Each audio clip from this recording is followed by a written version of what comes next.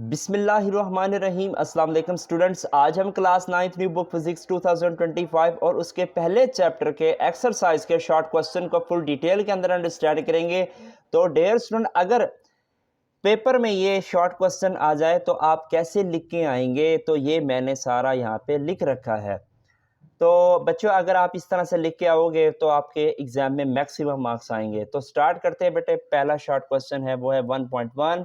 Can a non physical quantity be measured? क्या आप non physical quantity को major कर सकते हैं? इफ यस, अगर हाँ आप मेजर कर सकते हो तो देन हाउ, कैसे कर सकते हो? तो इसका बेटे प्रॉपर आंसर को अंडरस्टैंड करने से पहले हम थोड़ा सा बेसिक सीख लेते हैं।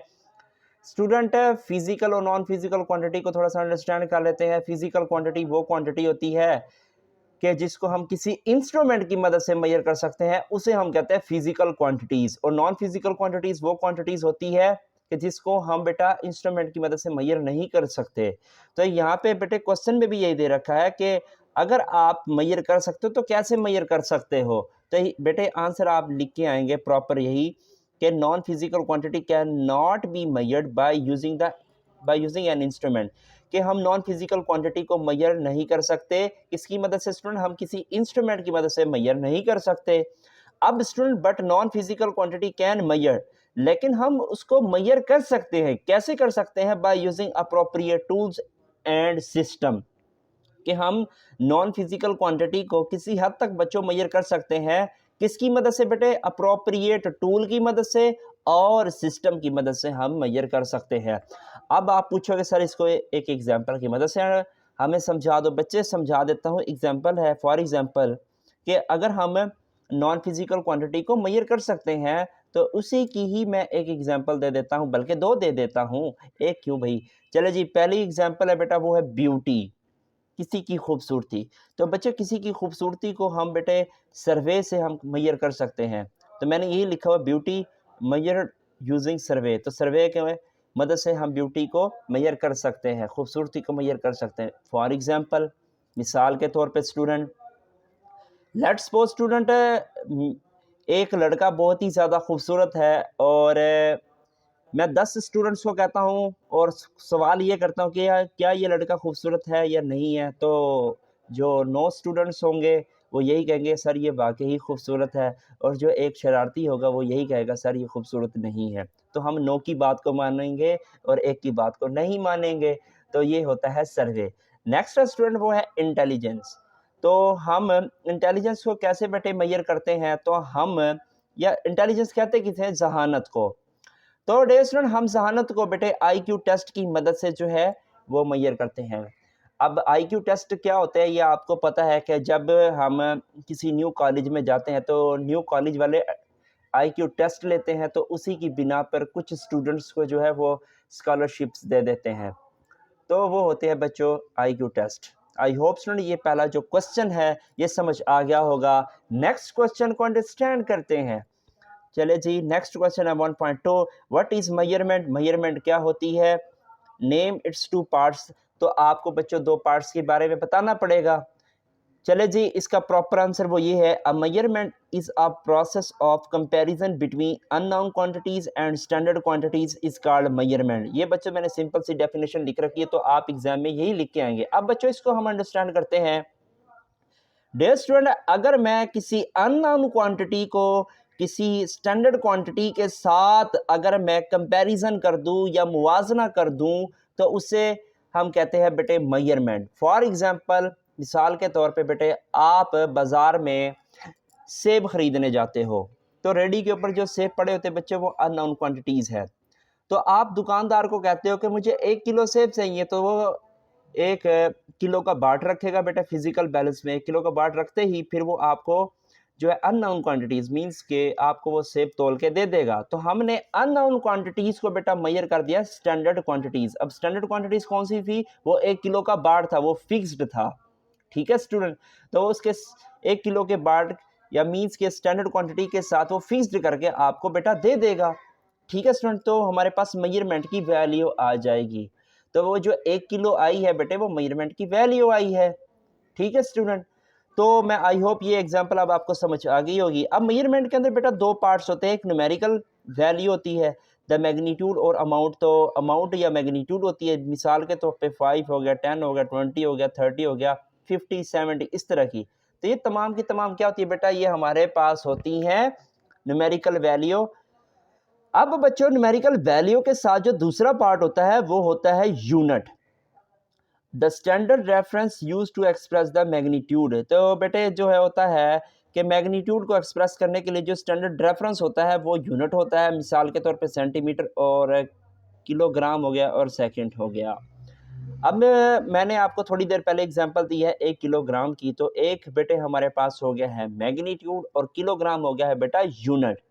तो बच्चों एक और एग्जांपल अंडरस्टैंड कर लेते हैं, वो है फॉर एग्जांपल मिसाल के तौर पे वो है बेटे मेजरमेंट हमने कोई ली है, किसी स्केल की मदद से ली है, किसी ऑब्जेक्ट की मेजरमेंट वो आई है 10 सेंटीमीटर। अब ये जो 10 है ना मेरा बेटा, ये 10 हमारे पास होती है न्यूमेरिकल वैल्यू या मैग्नीट्यूड कहते हैं, और सेंटीमीटर बच्चों हमारे पास क्या होता है, शाबाश, ये यूनिट होता है।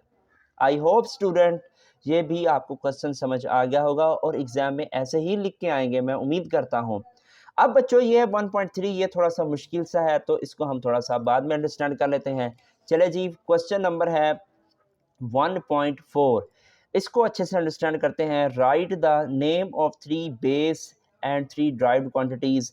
तो आपने 3 बेस क्वांटिटीज़ और 3 ड्राइव्ड क्वांटिटीज़ को बच्चे आपने एग्जांपल देनी है या आपने लिखना है इसको। तो स्टूडेंट बेस क्वांटिटी कौन सी क्वांटिटी होती है, पहले ये समझ लेते हैं। बेस क्वांटिटी वो क्वांटिटी होती है जो किसी से मिलके नहीं बनती, उन्हें हम बेस क्वांटिटी कहते हैं। मिसाल के तौर पे बेटे लेंथ हो गया, मैस हो गया, टाइम हो गया, ये 3 मैंने बेटे बेस क्वांटिटी रिप्रेजेंट कर दी। तो वैसे बच्चों 7 होती है, ये आपको पता है। अगर नहीं पता तो बेटा आप पहले वाली वीडियोस बेटे लाजमी देखें, फिर बच्चे यहाँ पे आइएगा। चलिए अगर आप डायरेक्ट आ गए हैं तो फिर भी बच्चों देख लो, थोड़ा बहुत कॉन्सेप्ट फिर भी क्लियर हो जाएगा, कोशिश करेंगे।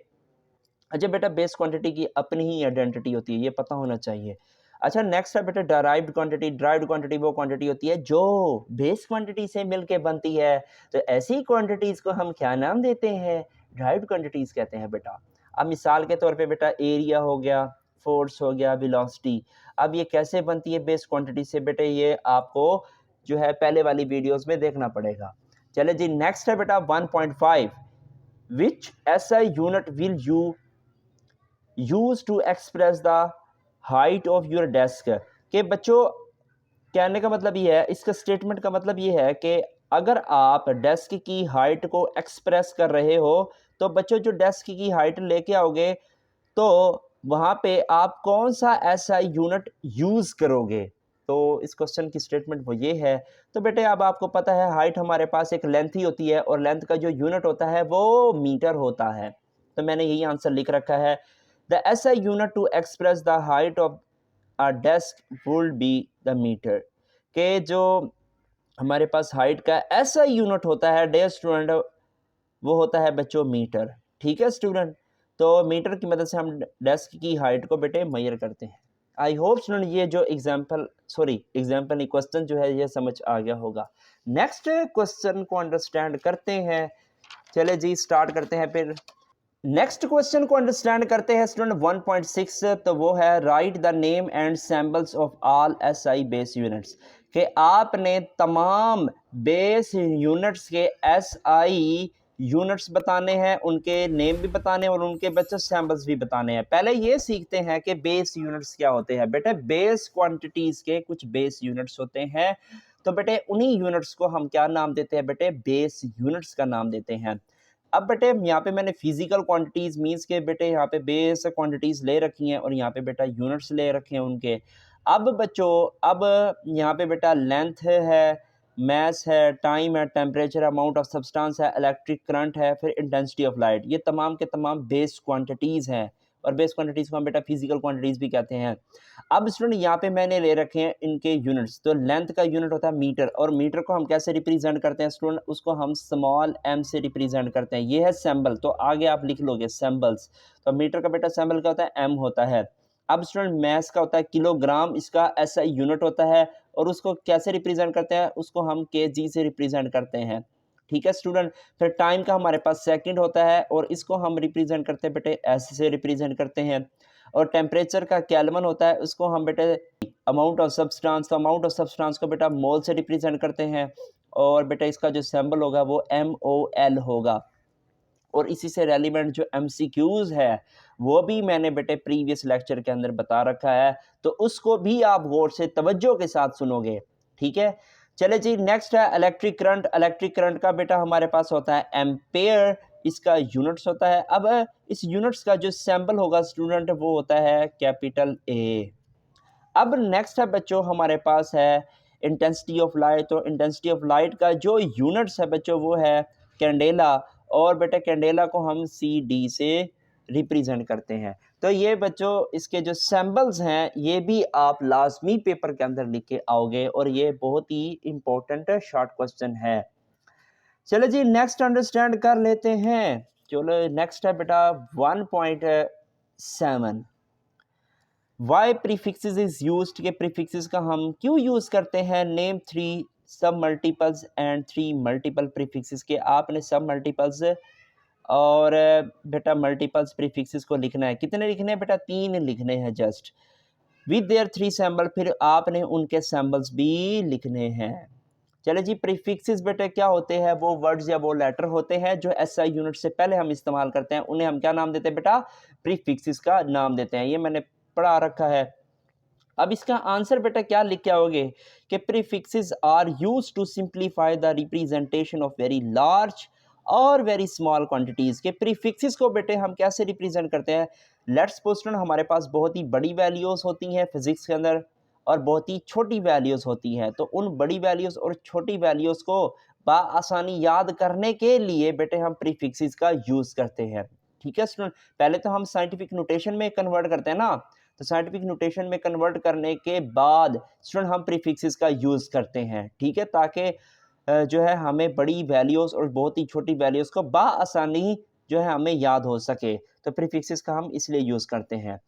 अब स्टूडेंट है हमारे पास सब मल्टीपल्स है और यहाँ पे मल्टीपल्स की आप हेडिंग डालोगे, तो सब मल्टीपल्स कौन सी होती है बच्चों? मिली। मिली को हम बेटे रिप्रेजेंट करते हैं स्मॉल m से, और इसकी जो वैल्यू होती है 10⁻³ होती है। अब दूसरी है बेटे माइक्रो, और उसको बेटा म्यू से रिप्रेजेंट करते हैं और 10⁻⁶। अब बेटे है नैनो। अब स्टूडेंट नैनो को हम स्मॉल n से और 10⁻⁹ इसकी वैल्यू होती है। ये है बेटे हमारे पास सब मल्टीपल्स। तो सब मल्टीपल में जो पावर होती है वो नेगेटिव में होती है। अब मल्टीपल्स देख लेते हैं, तो किलो, किलो को हम स्मॉल k से रिप्रेजेंट करते हैं और उसकी वैल्यू होगी 10⁻3। अब मेगा बेटे उसको हम कैपिटल M से रिप्रेजेंट करते हैं 10⁻6, और गीगा बेटे हमारे पास G होता है और इसको रिप्रेजेंट करते हैं 10⁻9, ठीक है। तो ये बच्चों इसकी वैल्यूज होगी और ये इसकी रिप्रेजेंटेशन हो गई है। अब स्टूडेंट नेक्स्ट क्वेश्चन जो अंडरस्टैंड करते हैं वो है 1.8 व्हाट इज मीट बाय, इनका क्या मतलब होगा? 5 PM का, 15 NS का और 6 μS का और 5 FS का। तो बेटा इनका पढ़ने का भी तरीकाकार होता है, वो कैसे होता है वो अब हम अंडरस्टैंड कर लेते हैं। तो स्टूडेंट पहला जो है हमें दे रखा है वो 5 PM, तो 5 PM का मतलब बेटा 5 पिकोमीटर्स, ठीक है स्टूडेंट। अब ये किसके इक्वल होता है 5 पिको? ये प्रीफिक्सेस यूज हुआ खड़ा है। पिको किसके होता है बेटा? 10⁻12। बस आप इसकी वैल्यूज लिख दोगे, 5 × 10⁻12 मीटर हो जाएगा, ठीक है स्टूडेंट। अब 15 NS, तो N का मतलब होता है बेटा नैनो से और S का मतलब होता है सेकंड। तो नैनो बेटे हमारे पास प्रीफिक्स होती है, तो जैसे बेटे मैं प्रीफिक्स को ख़त्म करूँगा इसकी वैल्यू आएगी, तो बेटा क्या क्या लिखूँगा? तो 15 × 10⁻⁹, तो ये मेरे पास बच्चे प्रीफिक्स मैंने इसका यूज़ कर लिया, इसकी वैल्यू लिख दी और लास्ट में बेटा सेकंड से लिख दिया। चलिए जी नेक्स्ट अंडरस्टैंड करते हैं 6 माइक्रोमीटर। अब स्टूडेंट इसको कैसे माइक्रो की वैल्यू लिख देंगे 6 × 10⁻⁶ मीटर्स। अब नेक्स्ट है बच्चों जो लास्ट वाला है वो 5 है, यहाँ पे FS। अब 5 बेटा 5 होता है और F का मतलब है फेम्टो और S का मतलब होता है सेकंड, तो 5 फेम्टो सेकंड। अब इसको कैसे बेटे वैल्यूज़ के अंदर कन्वर्ट करेंगे? तो फेम्टो क्या होता है? प्रीफिक्स होता है, तो 5 × 10⁻15 मीटर्स। तो आई होप स्टूडेंट ये जो क्वेश्चन है अब आपको समझ आ गया होगा। चलिए जी नेक्स्ट क्वेश्चन को अंडरस्टैंड करते हैं, बड़ा इंपॉर्टेंट क्वेश्चन है। For what purposes a vernier caliper is used, कि किस पर्पस के लिए हम वर्नियर कैलिपर का यूज़ करते हैं? अच्छा जी, ये पहला बेटा हमारे पास जूस हो गया। अब दूसरे जूस पे पूछ रहा है कि name its two main parts, कि आपने उसके दो मेन पार्ट्स के बारे में बताना है। How is least count found, कि हम इसके लीस्ट काउंट को कैसे फाइंड आउट करते हैं। अब बेटा जो डी दे रखा है what is mean by zero error, के जीरो एरर क्या होता है। चले जी, पहला जो पार्ट है कि पहले पार्ट में ये पूछा हुआ है कि वर्नियर कैलिपर का हम कैसे, किस पर्पस के लिए हम यूज करते हैं। चले जी, इसका प्रॉपर आंसर वो ये मैंने लिख रखा है। तो स्टूडेंट सबसे पहले हम ये अंडरस्टैंड कर लेते हैं कि वर्नियर कैलिपर होता क्या है। वर्नियर कैलिपर एक ऐसी डिवाइस होती है कि जिसकी मदद से हम किसी भी ऑब्जेक्ट की समान लेंथ को मेजर करते हैं। अच्छा जी, लेंथ मेजर करने के बाद हम डायमीटर को भी मेजर करते हैं, एक्सटर्नल और इंटरनल डायमीटर को मेजर करते हैं, और लिक्विड की डेप्थ को मेजर करते हैं। तो बेटे इसका जो पूरा लेक्चर जो है वो मैंने यूट्यूब पे अपलोड कर रखा है। ये मोस्ट इंपॉर्टेंट टॉपिक है, तो काइंडली आप जो है इसको देखिएगा। तो बच्चों अब हम जो अपने टॉपिक की तरफ चलते हैं कि वर्नियर कैलिपर को हम किस पर्पस के लिए यूज़ करते हैं। तो प्रॉपर आंसर वो ये है। अब vernier caliper is use to measure the length, width और thickness of object with high precision, के हाई प्रिसीजन के साथ हम वर्नियर कैलिपर को हम किसी ऑब्जेक्ट की थिकनेस होगी, विड्थ होगी और लेंथ को बेटे मेजर करने के लिए हम यूज़ करते हैं। ठीक है, तो ये एक प्रॉपर आंसर है। अब बच्चों इसके पार्ट्स के बारे में पूछा है कि इसके पार्ट्स के बारे में बता दो।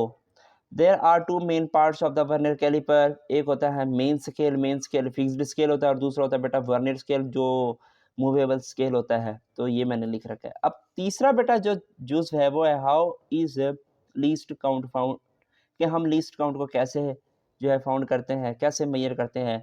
तो बच्चों लीस्ट काउंट होता ये है कि हम smallest division on main scale के, मेन स्केल के ऊपर जो छोटी से छोटी डिवीजन होती है बेटे वो होती है, और डिवाइड कर देते हैं total number of division on vernier scale, तो हमारे पास लीस्ट काउंट आ जाता है। पहले लीस्ट काउंट होता क्या है कि वो कम से कम मेजरमेंट्स जो एक इंस्ट्रूमेंट मेजर कर सकता है, तो वही बेटे उस इंस्ट्रूमेंट का लीस्ट काउंट कहलाती है। ठीक है स्टूडेंट, तो लीस्ट काउंट का मतलब होता है हद, तो वो कितनी हद तक मेजर कर सकता है। तो बच्चे हम डिस्कस करने लगे हैं लीस्ट काउंट किसका बेटे, वर्नियर कैलिपर का। तो divide the smallest main scale division by total number of division on vernier scale, इस कार्ड क्या होता है बेटे, वो लीस्ट काउंट बन जाता है। तो मैथमेटिकल फॉर्म मैंने दे रखी है। तो least count is equal to one main scale division या smallest division on main scale, ये भी लिख सकते हो, divided by number of vernier scale division, या इसकी जगह पे आप लिख सकते हो total number of division on vernier scale. ठीक है स्टूडेंट, तो बच्चे हमारे पास जो स्मॉलेस्ट डिवीजन होती है मेन स्केल पे वो 1 मिलीमीटर की होती है, और टोटल डिवीजन बनी खड़ी होती है वर्नियर स्केल पे वो होती है बेटे 10। तो 1 डिवाइडेड बाय 10 तो होता है बच्चे 0.1 मिलीमीटर। अब स्टूडेंट इसको सेंटीमीटर में भी आप लिख दीजिएगा, तो एग्जामिनर जो है वो समझ जाएगा कि भाई इसके कॉन्सेप्ट अच्छे हैं। तो least count is equal to, ये जो लीस्ट काउंट है ये मिलीमीटर में है, और ये जो लीस्ट काउंट है ये सेंटीमीटर में 0.01 सेंटीमीटर। तो आई होप स्टूडेंट यहाँ तक बात समझ आ गई होगी। अब है बेटा जीरो एरर। जीरो एरर क्या होता है स्टूडेंट, यहाँ पे डायग्राम की मदद से अंडरस्टैंड करते हैं। बेटा ये वर्नियर कैलिपर का हमारे पास मेन स्केल है, और नीचे वाला जो है ये बेटा ये है वर्नियर स्केल। अगर वर्नियर स्केल और मेन स्केल की जीरो बेटे एग्जैक्टली कोइंसाइड ना करे तो वहाँ पे एरर एग्जिस्ट करता है। तो यहाँ पे आप देख सकते हैं कि यहाँ पे वर्नियर स्केल की जो जीरो है वो मेन स्केल की जीरो के साथ एग्जैक्टली कोइंसाइड नहीं कर रही है, एग्जैक्टली मैच नहीं कर रही, तो वहाँ पे बेटा जीरो एरर आ जाएगा। तो यही है बेटे, if the zero line of the vernier scale does not line with zero line of the main scale, के मेन स्केल और वर्नियर स्केल की जीरो अगर मैच नहीं कर रही एग्जैक्टली या लाइन नहीं हो रही, तो बेटे वहाँ पे क्या आ जाएगा, वहाँ पे एरर आ जाएगा। कौन सा एरर आएगा बेटा, जीरो एरर आ जाएगा। तो this error is known as a zero error. तो ऐसे एरर को बेटे हम क्या नाम देते हैं, जीरो एरर का नाम देते हैं। अब हमारा एक शॉर्ट क्वेश्चन रह गया था, उसको अंडरस्टैंड कर लेते हैं।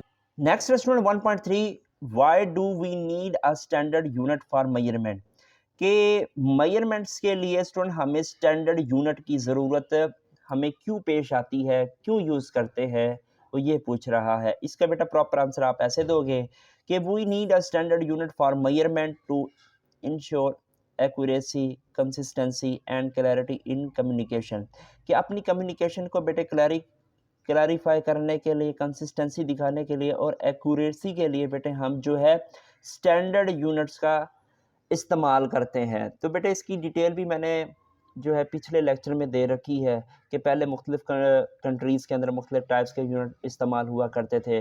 तो स्टूडेंट फिर वहाँ पे जो है कॉन्सेप्ट आया था, 11वीं जनरल कॉन्फ्रेंस हुई थी, ठीक है स्टूडेंट।